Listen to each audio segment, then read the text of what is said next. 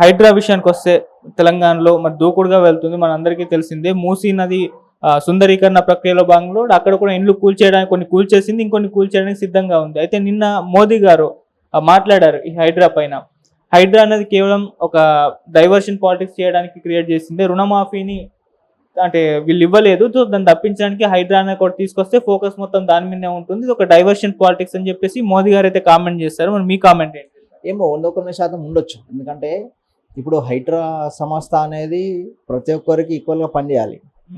అది ఏమైపోయిందంటే ఇప్పుడు మూసీ రివర్ అనేది చాలా పెద్దది. కొన్ని వేల ఇండ్లు ఉన్నాయి. ఆ వేల ఇండ్లలో అలా గరీబోల ఇండ్లే మాస్తున్నాయి. ఈ గరీబోల ఇండ్లు కూలగొట్టి వాళ్ళు పాపము ఒక్కొక్కరు 30-40 సంవత్సరాల నుంచి ఉంటారు. ఉండి ఏదో రూపాయి దాచిపెట్టి ఆడ అప్పు తీసుకొచ్చి ఇల్లు కట్టుకుంటారు. ఏదో రేకులు స్లాబ్ వేసుకుంటారు, గుర్చున్న రేకులు వేసుకుంటారు అనుకో. ఇప్పుడు వాళ్ళు సడన్గా వాళ్ళ జాగ్ గుంజుకొని ఇక్కడ నుంచి వెళ్ళిపోరంటే ఎక్కడ పోయి బతారు చెప్పు. ఎందుకంటే అందరూ కింది స్థాయి నుంచి పైకి వెళ్ళిన వాళ్ళే. ఇప్పుడు ఆడేం బలిసిన వాళ్ళు ఏమి ఉండలేరు. వీళ్ళంతా కూలగొట్టే అంతా స్లమ్నే కూలగొడతారు. ఏమంటున్నంటే ఇది పద్ధతి కాదు. ఈక్వల్గా లేదంటే ఇప్పుడు ఆ మార్కెట్ వాల్యూ ఎంత ఉందో మార్కెట్ వాల్యూ రేట్ ఇచ్చి తీసుకొని వాళ్ళ డబ్బులు తీసుకొని వాళ్ళని ఒప్పించి తీసుకెళ్ళి అంటే అదే రేట్ ఏదైతే మార్కెట్ వాల్యూ అదే వేరే జాగాలు ఇప్పించి అక్కడ కట్టిపించి ఉన్న తర్వాత వాళ్ళని ట్రాన్స్ఫర్ చేస్తే బాగుంటుంది. ఎందుకంటే వాళ్ళు నోటీస్ ఇచ్చి రేపు పొద్దుగాల ఎల్లుండి పొద్దుగాల వచ్చి కూలగొడతామంటే పద్ధతి కాదు.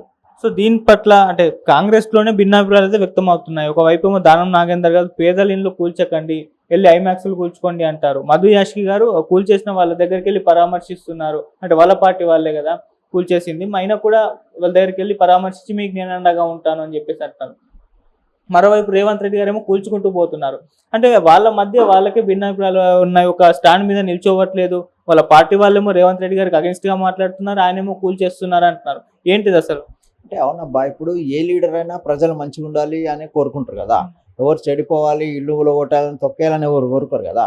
ఏంటంటే ఇప్పుడు వీళ్ళు కాదు, వేరే పార్టీ నాయకులు కదా మాట్లాడాల్సిన అంశం ఇది. ఎందుకంటే కొన్ని వేల మంది ప్రజలు, కొన్ని వేల మంది గరీబ్ అంతా బాధపడుతూ ఉన్నారు. నేను మొన్న చూస్తూ ఉన్నా, పాపం చాలా కింది కష్టపడి ఒక ఇల్లు కట్టుకురంట. ఇల్లు కట్టుకొని ఆ ఇల్లు గడవని పరిస్థితి, కరోనాలో ఇల్లు గడవని పరిస్థితి, డాక్యుమెంట్స్ వేరే దగ్గర పెట్టి డబ్బులు తీసుకొచ్చి పూట గడిపారంట కరోనా టైంలో. ఆ డబ్బులు ఇంకా కట్టలేదు, వాళ్ళు వేధిస్తూ ఉన్నారంట. వీళ్ళు వచ్చి హైడ్రా అనే సంస్థ వచ్చి వాళ్ళని కూలగొట్టేసింది. ఇప్పుడు వాళ్ళకి డబ్బులు ఇవ్వాలన్నా, ఇప్పుడు జాగలేదు, వాళ్ళకేమో డబ్బులు ఇవ్వాలి, ఎక్కడికి వెళ్ళిస్తుంది చెప్పు.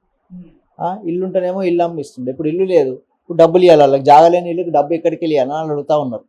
అదే నేను ఏమంటున్నా అంటే గవర్నమెంట్ దీన్ని చర్యలు తీసుకోవాలి. ఎందుకంటే మరీ స్లమ్స్ ఉన్నాయంటే వాళ్ళు కొంతమంది డబుల్ బెడ్రూమ్లు ఇస్తూ ఉన్నారు. ఇప్పుడు కొంతమంది గరీబుల ఇండ్లు ఎట్లుంటాయి అంటే 30-40 హ్యాట్స్లలో 50 గజాలు 60 గజాలు ఇండ్లు ఉంటాయి. ఆ 60 గజాలలోకి ఇండ్లు ఇస్తున్నాం, ఓకే. ఇప్పుడు 100 గజాలు 150 గజాలు ఉంటాయి కదా, వాళ్ళ బాధ్యత కూడా తీసుకోవాలి కదా. తీసుకోవాలని గవర్నమెంట్ కోరుతా ఉన్నాం. అంటే మూసీ సుందరీకరణ చేస్తాము, హైదరాబాద్ని అంటే మంచిగా మారుస్తామని చెప్పేసి రేవంత్ రెడ్డి గారు ఒక మంచి ఉద్దేశంతో ఇది ప్లాన్ చేసినప్పటికీ ప్రజల దగ్గర నుంచి అయితే నెగిటివిటీ పెరిగిపోయింది. ఇది రానున్న ఎలక్షన్స్లో కూడా ఇంపాక్ట్ చూపిస్తుంది, జిహెచ్ఎంసీ ఎలక్షన్స్లో కానివ్వండి, లేకుంటే వచ్చే 5 ఏళ్ళలో కానీ అని చెప్పేసి. ఇది వాళ్ళ పార్టీలో ఉన్న నేతల్లో కూడా ఒక భయం ఉంది, ప్రజల్లో వ్యతిరేకత పెరిగిపోతుంది హైడ్రా ద్వారా అని చెప్పేసి. మరి దీని ఇంపాక్ట్ ఎలక్షన్స్లో ఏ విధంగా ఉంటుంది? అవునబ్బా, ఇప్పుడు మంచిదే. నేను కూడా మూసి అది క్లీన్ చేయాలి, మంచి వాటర్ అనేది ఈ చెరువు నుంచి ఆ చెరువు దాకా నీట్గా వెళ్ళిపోవాలి, ప్రజలకు రాకుండా నేను కూడా కోరుకుంటా. ఎందుకంటే ఇప్పుడు బాగా వానలు పడ్డాయి అనుకో, చెరువు ఉంది, బాగా వానలు పడ్డాయి, దాన్ని కబ్జా చేసి కట్టేసి ఏం చెరువు లేకుండా కింద చెరువు వేసి దాన్ని 100 ఎకరాలు ఉన్న చెరువుని 10 ఎకరాలు వేసిన అనుకో, బాగా నీళ్ళు వచ్చినప్పుడు ఏమవుతుంది, ఆ నీళ్ళు ఇళ్ళలోకి వచ్చేస్తాయి. మన ఇండ్లు ఖరాబ్ అయితే, మన కార్లు ఖరాబ్ అయితే, మన సామాన్ అంతా ఖరాబ్ అయిపోతుంది. ఇట్లాంటివి కాకుండా కొన్ని ప్రాణ నష్టం కూడా జరిగే అవకాశాలు ఉంటాయి. ఇప్పుడు మొన్న మనం అక్కడ చూసినాం, ఎక్కడ ఈ విజయవాడలో చూసినాం ఎట్లాంటి పరిస్థితి, ఖమ్మంలో చూసినాం అట్లాంటి పరిస్థితి రానున్న రోజులలో ఇక్కడ హైదరాబాద్లో కాకుండా ఉండాలని రేవంత్ రెడ్డి గారు ఆలోచన. అయితే ఇదేంటంటే ఇండ్ల మధ్యలో ఇప్పుడు ఈ మూసీ నది రివర్ ఏదైతుందో ఈ కాలువ పోయేతో వల్ల ఈ ఇల్లు కట్టుకున్నారు గరీబోళ్ళు. ఇల్లు కట్టుకోవడం అంటే వాళ్ళు వేరే దగ్గర నుంచి కొనుక్కా ఉన్నారు. ఇప్పుడు కాదు కదా, 50-60 సంవత్సరాల నుంచి వేరే అమ్ముతా ఉన్నారు, కొంటా ఉన్నారు. వీళ్ళకి ఏంటంటే వీళ్ళని ఇక్కడ నుంచి వేరే సేఫ్ ప్లేసెస్ చేసి క్లీన్ చేస్తే మంచిగా ఉంటారు అంటున్నారు. ఇప్పుడు జిహెచ్ఎంసీ ఎలక్షన్స్ నెక్స్ట్ ఇయర్ రాబోతున్నాయి కదా, దీని ఇంపాక్ట్, హైడ్రా ఇంపాక్ట్ ఈ ఎలక్షన్స్ పైన పడుతుంది ఇది మొత్తం కాంగ్రెస్ కు నెగిటివిటీ అవుతుంది అని చెప్పేసి అంటున్నారు. మరి దాని ఇంపాక్ట్ పడుతుంది. ఏమో ఉండొచ్చు మరి, ఎందుకంటే ప్రజల్ని అంటే ప్రజలు ఇబ్బంది పడుతున్నారు కదా, ఇబ్బంది పడేది గరీబులే కదా, వాళ్ళ ఇంపాక్ట్ కంపల్సరీ ఉంటుంది. ఇట్లాంటి అదైనా సరే ఇప్పుడు ప్రజలు ఇబ్బంది పడినప్పుడు ప్రజలు వ్యతిరేకంగానే మాట్లాడతారు కదా, వ్యతిరేకంగానే ఓట్లేస్తారు. కాబట్టి ఇంపాక్ట్ కంపల్సరీ ఉంటుంది. అయినా కూడా ఎంత ఇంపాక్ట్ ఉన్నా కూడా ఒకవేళ ఓ లెక్కకు మంచిదే మనం చేసేది ఇవాళ. సో ఇటు హైడ్రా అనేది ఇప్పుడు ప్రతిపక్షాలకు కూడా ఒక ఆయుధం ఇచ్చినట్టుగా తెలుస్తూ ఉంది. అంటే మొన్నటి వరకు కూడా ఇటు బీఆర్ఎస్ కు బీజేపీకి ఫైట్ చేయడానికి ఏమీ దొరకలేదు. ఇప్పుడు హైడ్రా పేరుతో అంటే వాళ్ళ బాధితుల దగ్గరికి వెళ్ళడం, వాళ్ళ పరామర్శించడం, మా గవర్నమెంట్ ఉంటే ఇలా జరుగుండేది కాదన్నట్టుగా చెప్పడం అది కనిపిస్తుంది. మరి ఇప్పుడు రేవంత్ రెడ్డి గారు ఒక ప్రతిపక్షాల దగ్గర ఒక ఆయుధం పెట్టేశారని అంటున్నారు. మరి దీన్ని ఏ విధంగా బీఆర్ఎస్ వాళ్ళు బీజేపీ వాళ్ళు యూజ్ చేసుకుంటారు? అవునా బయలు, ఎందుకంటే ఇప్పుడు వీళ్ళకి ఇన్ని రోజులు ఏంటంటే ఏం పని లేకుండే, బీఆర్ఎస్ వాళ్ళకి ఏం పని లేకుండే. రేవంత్ రెడ్డి ఒక పని అప్పే చెప్పారు, హైడ్రా పని అని ఒకటి అప్పే చెప్పారు. దాని మీద కసరత్తు చేస్తూ ఉన్నారా ఇంతవరకు అయితే చూద్దాం. ఈ హైడ్రా సంస్థ అనేది నీ క్లియర్ ఇదే, హైడ్రా సంస్థ ఇప్పుడు ఆలోచించి చేసేది మంచిదే, మన మంచికి కాదు, మన పిల్లల మంచికి. ఏంటంటే ఈ గరీబోళ్ళు ఏం లేపుతున్నాయో దానికి ఏదైనా సజెషన్ చూసి వాళ్ళకి ఏదంత మంచి చెడ్డలు వాళ్ళ బాధ్యత తీసుకోవాలని కోరుతున్నాం అంతే. ఈ నాగార్జున గారి వెనక నుంచి ఓటు అట్లనే పెద్ద ఇంకా చాలా సమస్యలు ఉన్నాయి, చాలా ఉన్నాయి. అవన్నీ కొంతమంది ఎట్లున్నారు, డబ్బులు ఉన్న వాళ్ళు కోర్టుకు వెళ్తూ స్టే తెచ్చుకుంటారు. ఇప్పుడు రేవంత్ రెడ్డి గారి బ్రదర్ ఉన్నారు, కోర్టుకు వెళ్ళారు, స్టే తెచ్చుకోరు, 1 month స్టే వచ్చింది. ఇప్పుడు గరీబోళ్ళు తెచ్చుకోవాలి కదా, ఒక లాయర్ని పెట్టి హైకోర్టుకి వెళ్ళి ఒకటి వేయాలంటే మినిమం డబ్బులు కావాలి. ఆ డబ్బులు వాళ్ళ దగ్గర ఉండే కాబట్టి వాళ్ళు ఇల్లు పోతా ఉన్నాయి, వీళ్ళు తీసేస్తారు. ఈ డబ్బులు వీళ్ళ దగ్గర ఉంటాయి కాబట్టి వీళ్ళు కోర్టుకు వెళ్తూ స్టే తెచ్చుకుంటారు కదా. అట్లా నేను ఏమంటున్నానంటే ఈ గరీబోళ్ళకి మద్దతుగా మిగతా ఈ వాళ్ళకి న్యాయం చేయకుండా కూలగొడితే అదే అది గిట్ట జరిగితే వీళ్ళకి 100% ఎవరితో మిగతా పార్టీ వాళ్ళు ఉన్నారో బీఆర్ఎస్ కానీ బీజేపీ కానీ మా పార్టీ కానీ వాళ్ళకి అండగా నిలబడి కోర్టులని వాళ్ళ లాయర్ని అరేంజ్ చేసి కోర్టులకు స్టే తెచ్చే విధంగా ప్లాన్ చేయాలని కోరుతాం. సో అక్కడ బీఆర్ఎస్ బీజేపీ వాళ్ళకి మద్దతుగా నిలుస్తున్న అవి ఎక్కువగా ప్రచారంలో ఉన్నాయి. జనసేన పార్టీ అసలు ఎక్కడ కూడా కనబడట్లేదు. ఫైట్ చేస్తుందా లేదా, ఇక్కడ దాని అస్తిత్వం ఉందా లేదా అన్న ఒక క్వశ్చన్ అయితే పడిపోయింది. మరి మీరేం చెప్తారు? చేస్తున్నాం అంటే గ్రౌండ్ వర్క్ చేస్తూ ఉన్నాం, కసరత్తు చేస్తూ ఉన్నాం. తొందరలోనే మా ఒక రాష్ట్ర నాయకత్వం కూడా తొందరలోనే కమిటీ వేయబోతా ఉంది. రాష్ట్ర వ్యాయంగా డివిజన్ల విధంగా కమిటీ చేస్తూ ఉంది. ఇప్పుడు నా కాన్షియన్స్ ఉంది, నా కాన్షియన్స్లో నాకు ఏం కావాలో నాకు తెలుసు. మనం ఇప్పుడు పార్టీ పక్క పెట్టినా సరే మనం ఏం చేయదని చెప్తే పని అయిపోతుంది. అట్లా పనులు చేపిస్తూ ఉన్నాం. ఇంకోటి ఏంటంటే పార్టీని ముందే చేయకుండా మేము సొంతంగా పనులు చేస్తూ ఉన్నాం.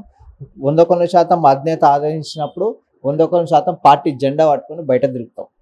తెలంగాణలో 100% చెప్తా ఉన్నా కదా, 10 సమస్యలు కానీ మేము అధికారంలోకి వచ్చి ఎమ్మెల్యేలుగా, ఎంపీలుగా, మినిస్టర్లుగా తిరిగే రోజులు వస్తాయని చెప్తున్నాం.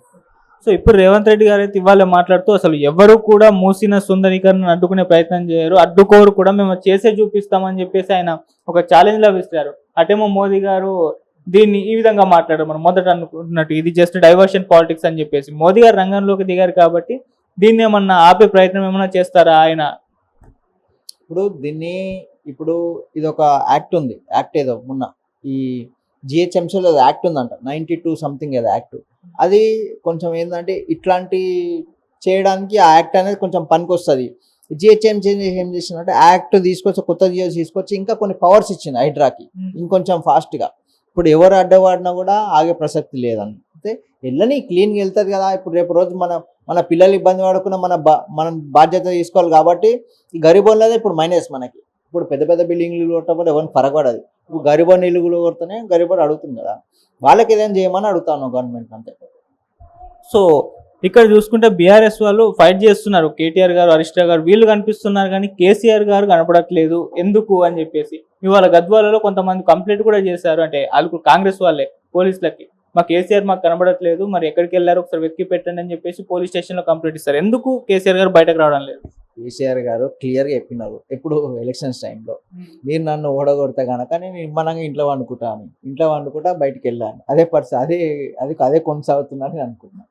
అట్లా అంటే ఇంత హైదరాబాద్ లో బాధితులు ఎక్కువ పెరిగిపోయారు, కొన్ని జరగాల్సిన అంటే కాంగ్రెస్ పార్టీ చేయాల్సిన కొన్ని చేయలేదు తప్పులు. సో ఇవన్నీ ఆయన బయటకు వచ్చి మాట్లాడితే బాగుంటుంది అని చెప్పేసి చాలా మంది అనుకుంటున్నారు. అవును, ఇప్పుడు నేను కూడా అదే అనుకుంటున్నాను. ఎందుకంటే ఇప్పుడు మన ఫస్ట్ తెలంగాణ ముఖ్యమంత్రి అయింది.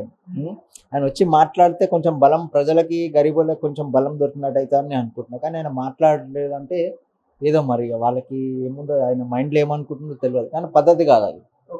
ఎందుకంటే 2 సంవత్సరాలు సీఎంగా, టూ టర్మ్స్ సీఎంగా చేసి ప్రజలు ఇబ్బంది పడతా ఉంటే చూస్తూ ఉంటుంటే పద్ధతి కాదు. వచ్చి మాట్లాడి వాళ్ళకి మద్దతు ఇవ్వాలని కోరుతాం.